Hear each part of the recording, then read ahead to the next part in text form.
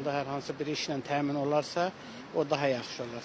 Beynəlxalq təcrübəyə nəzər salsaq, alimentin ödənilməməsinə müxtəlif hüquqi yanaşmaların mövcud olduğunu görərik. Məsələn, Skandinaviya və Baltikyanı ölkələrdə aliment zəmanət fondları fəaliyyət göstərir. Valideyn ödəniş etmədikdə dövlət dərhal uşağa kəsilmiş alimenti ödəyir. Daha sonra isə həmin vəsait borcudan geri alınır. Bəzi ölkələrdə isə sürücülük vəsiqəsi dondurula, peşə lisenziyası ləğv oluna bilər. Bəzənsə borclular iş proqramlarına cəlb edilərək ödənişlər təmin olunur. Məsələ ilə bağlı hüquqşünas Cavanşir Qasımzadə bildirdi ki, başqa ölkələrdə tətbiq edilən cəzalar bizim qanunvericilikdə nəzərdə tutulmayıb. Aliment öhdəliyi üzrə məhkəmə qətnaməsinin qəsdən icra etməyən şəxslərə qarşı həm məcburi icra tədbiri qismində inzibati qaydada həbs, həm də cinayət məsuliyyətinə cəlb etməklə azadlıqdan məhrum etmə cəzası tətbiq edilir.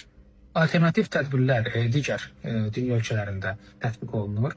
Bundan başqa məcburi əməyə islah işlərinə cəlb etməklə həm şəxsin barəsində məcburi icra tədbiri tətbiq edilir, həm də onun gəlirindən aliment qismində tutulmalar həyata keçirilir. Təəssüflər olsun ki, Azərbaycanda belə bir təcrübə yoxdur, qanunvericilikdə belə bir müddəa nəzərdə tutulmayıb.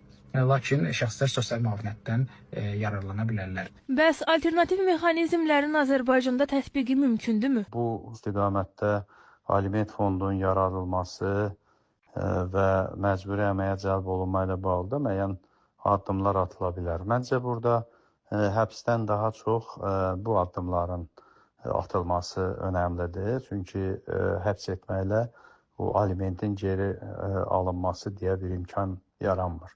Amma insan bildikdə ki, hansısa forma